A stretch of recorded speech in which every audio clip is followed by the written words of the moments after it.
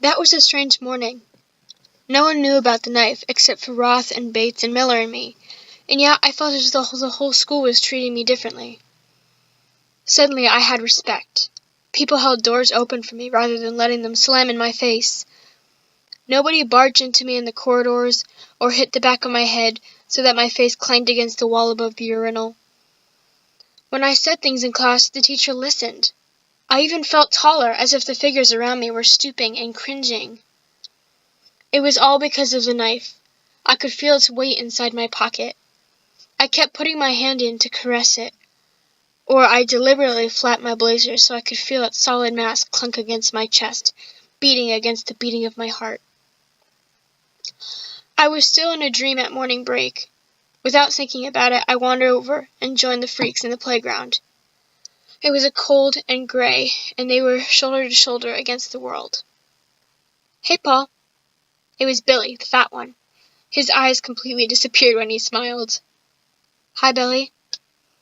I saw that Shane and Maddie Bray weren't there, but Kirk, the Shane-alike, the Shane Light, and the purple-lipped Serena were, and Stevie, the silent one, like a wand of black bamboo.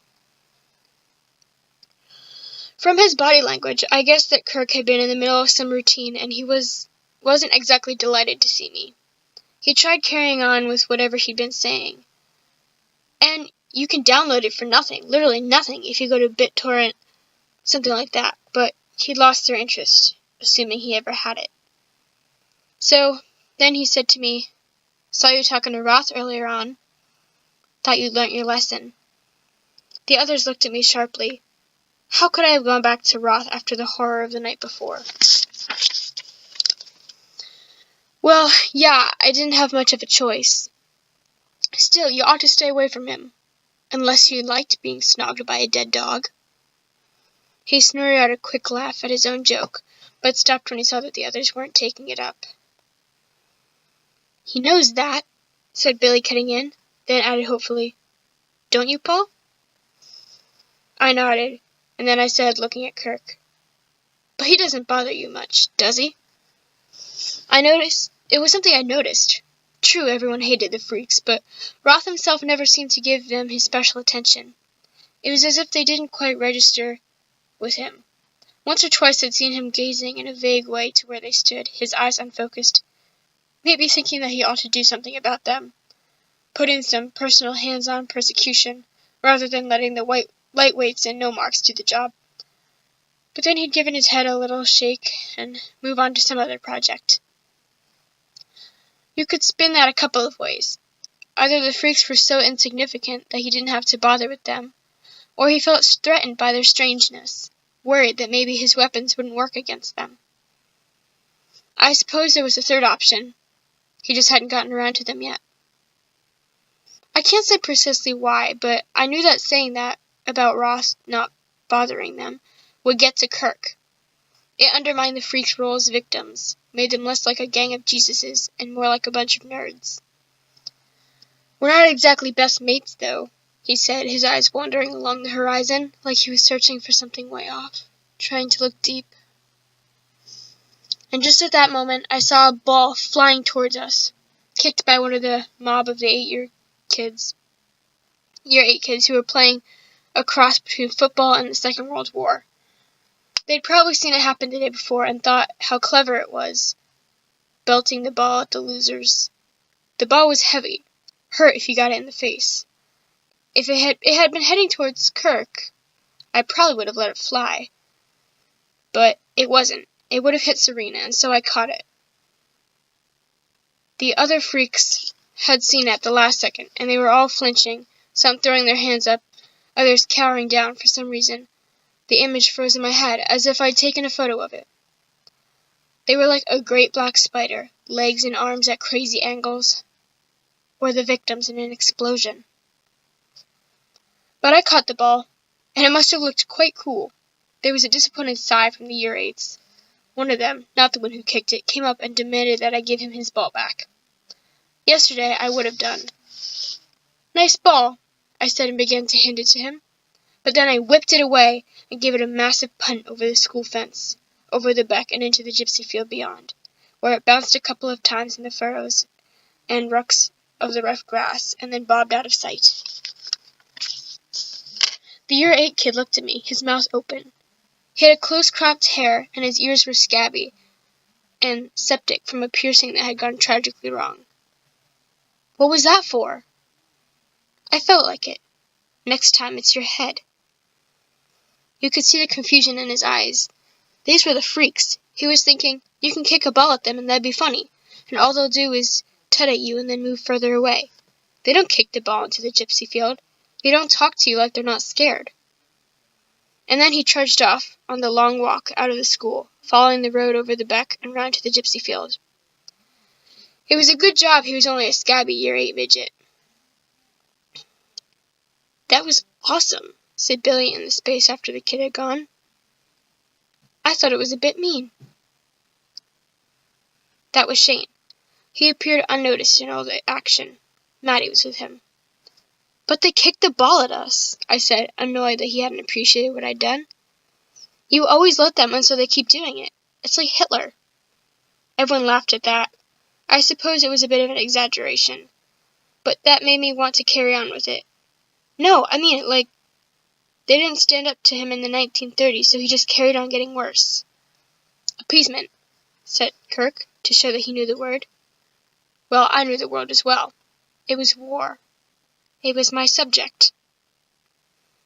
So, why don't you thump him then? Shane said. You're bigger than him. The kid who wanted his ball back. You should have really taught him a lesson. It took me a second to realize that he was being sarcastic. Normally when people are being sarcastic, you can tell because they use a special, sarcastic voice, and even wear a special sarcastic face. But Shane just said it in his normal voice, and his face was normal. It was my turn to be confused now, and I felt just like the year 8 kid had looked. I didn't want to hit him.